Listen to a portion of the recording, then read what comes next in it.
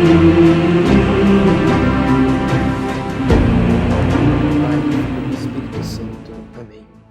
Derramai, ó Deus, a vossa graça em nossos corações, para que nós que conhecemos pela mensagem do anjo a encarnação do Cristo, vosso Filho, cheguemos por sua paixão e cruz à glória da ressurreição, pela intercessão da Virgem Maria, por Cristo Senhor nosso. Amém. Em nome do Pai, do Filho e do Espírito Santo. Amém.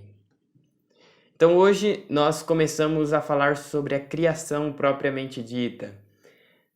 Vamos dizer assim que é a segunda parte desta história da salvação. Na primeira parte nós vimos quem é Deus e os atributos de Deus, todos os atributos, ao menos os mais importantes, que nós consideramos mais importantes, as principais características de Deus. E agora nós começamos propriamente a falar sobre a criação. O mundo no qual nós, seres humanos, estamos envolvidos, de que forma que se deu a criação, qual o motivo, qual a finalidade, qual a importância.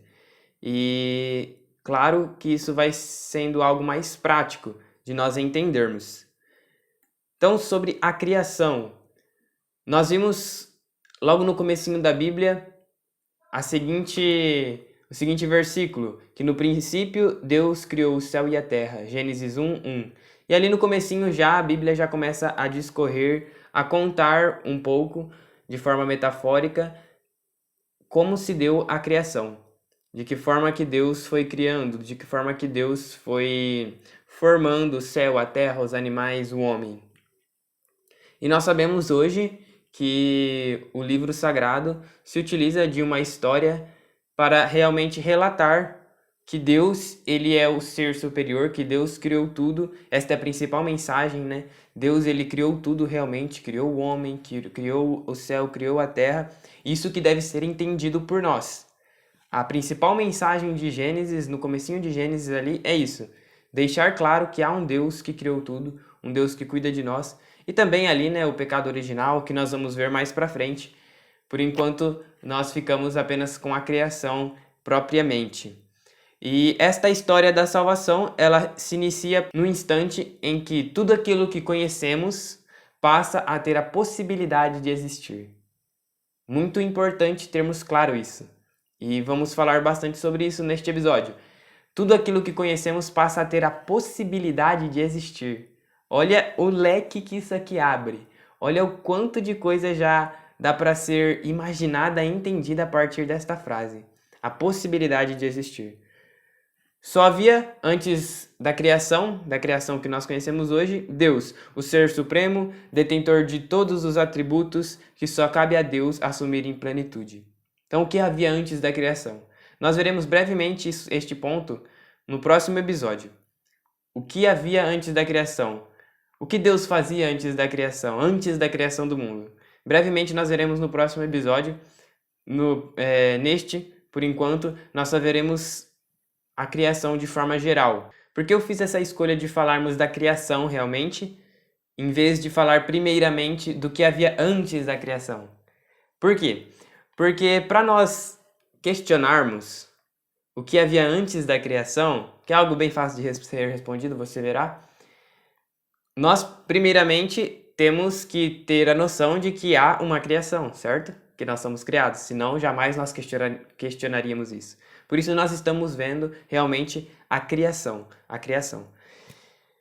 Pelos desígnios de Deus, em dado momento, o universo passou a existir como um germe que possui potencialidade de vir a ser algo. Olha isso.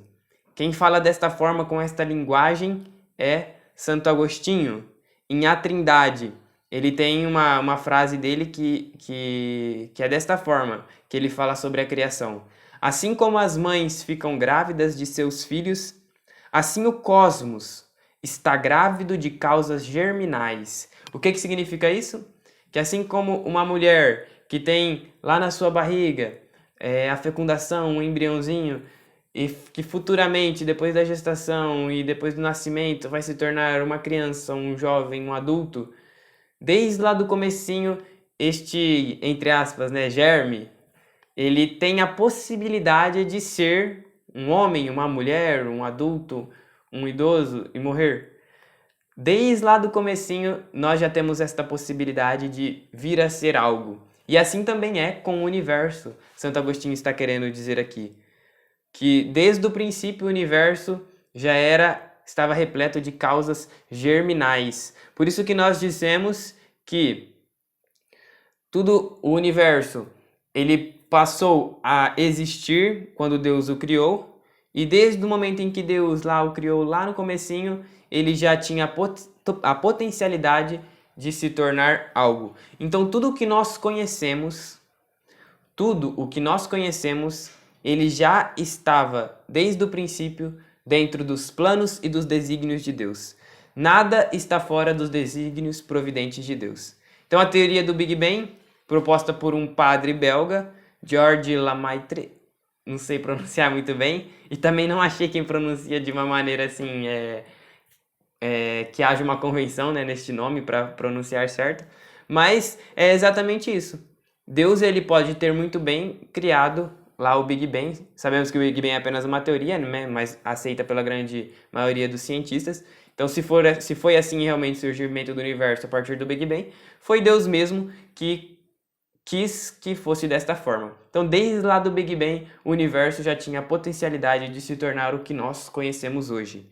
Então, o universo foi se expandindo, né, segundo a teoria do Big Bang, foi surgindo formas de vida, na Terra, né, que só na Terra que é comprovado que existe formas de vida inteligente.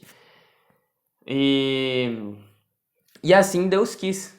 Então, o universo é como um germe que tem a potencialidade de se tornar algo. Então, Deus, né, em sua sabedoria, ele criou tudo da forma que viria a ser como nós conhecemos hoje. E claro, as coisas ainda, querendo ou não, continuam se desenvolvendo. Cada vez mais o homem, falando do homem cristão, católico, dentro da igreja, ele cada vez mais consegue compreender um pouquinho mais de Deus, desvendar os mistérios. Sabemos que isso tem um limite, mas nós sabemos também que depois de 2000 anos da vinda de Jesus, a igreja cada vez mais tem desvendado grandes mistérios da fé e tem nos dado cada vez mais uma fé esclarecida. E isso é muito bom. Então, as coisas continuam caminhando. O homem continua se multiplicando e dominando todas as coisas, sobre todos os seres vivos, assim como lá em Gênesis também nós encontramos. Então, mesmo Charles Darwin, na Origem das Espécies, Charles Darwin, né, que criou o darwinismo, que falou sobre o evolucionismo, né, desde lá do comecinho, começou com ele, de alguma forma já aceitava isso aqui que eu estou dizendo, né, a teoria lá de Santo Agostinho, lá no século IV. Olha o que Darwin diz no último parágrafo da Origem das Espécies. Tem gente que diz por aí que Darwin era ateu, né? Mas isso aqui no principal livro dele, deixa claro, né, querendo ou não, entre linhas, o posicionamento dele. Olha o que ele fala, acompanha aí na tela. Há uma grandiosidade inerente a esta visão da vida. O Criador concentrou os diversos poderes da vida num pequeno número de formas, ou apenas numa. Podemos pensar aqui no Big Bang?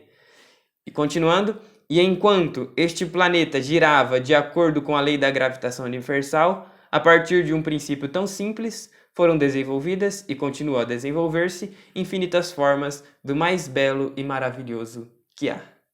Olha isso, gente, que beleza, que maravilha. Darwin reconhecendo a ação do Criador, que as coisas não poderiam existir se não fosse através de um ser que é Criador. Atualmente tem um instituto que estima a idade do universo. Você pode conferir nas referências, né, qual instituto que é.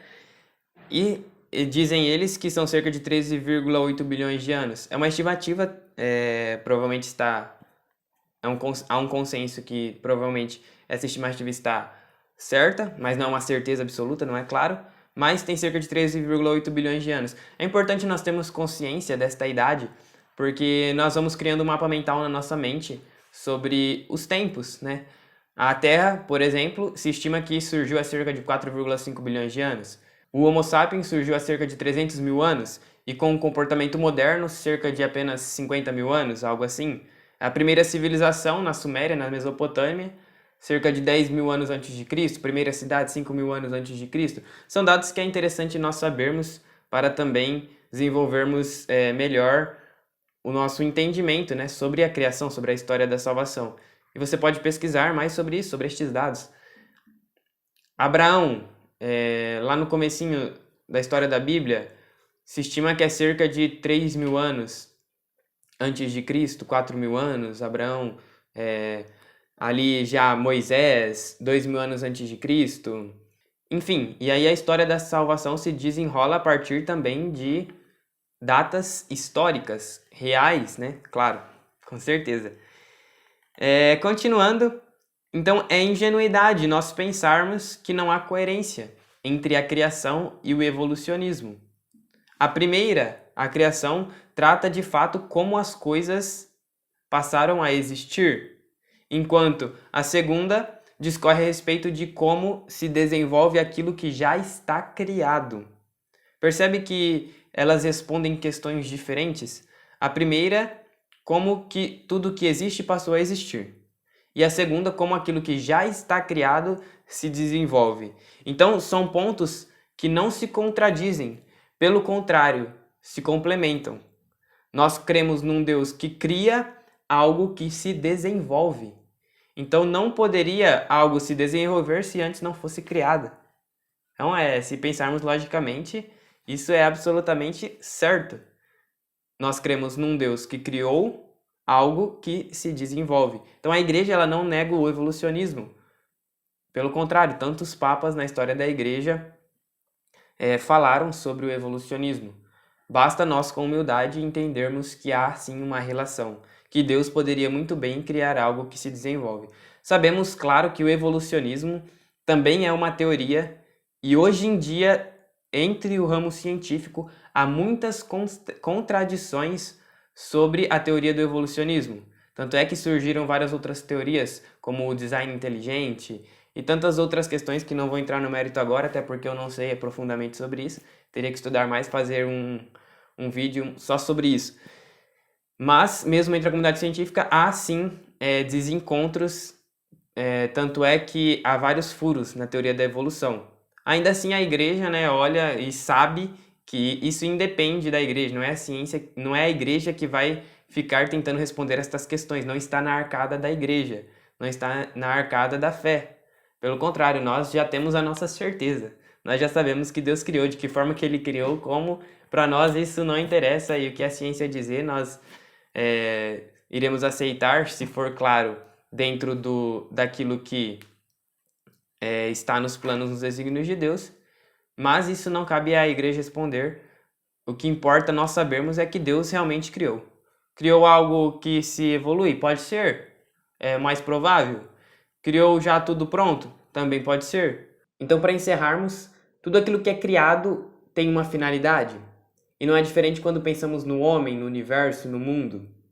O homem, ele nasce, vive e morre. Tem um começo, meio e fim. E assim também o universo, a criação tem. Sabemos que chegará ao final dos tempos, que Deus irá julgar os vivos e os mortos. E tudo isso tem uma finalidade. Quando colocamos o homem no centro da criação, isso é muito interessante. Quando colocamos o homem no centro, nós conseguimos entender o motivo de Deus ter criado tudo, o motivo de Deus ter feito tudo e ter colocado nos desígnios dele a história da salvação, o plano salvífico de Deus. Porque Deus ele quer que um dia o homem, criatura, sua imagem e semelhança, esteja com ele na glória divina. A bondade divina de Deus em nos criar nos dá a possibilidade de um dia estar com ele no céu. Então todo este plano da salvação, toda esta história propriamente, agora, a partir de agora, nós começaremos a ver isso. Qual a finalidade, de que forma se deu a história da salvação. Então acompanhe os próximos episódios. Afinal, esta é a nossa história, a história da salvação.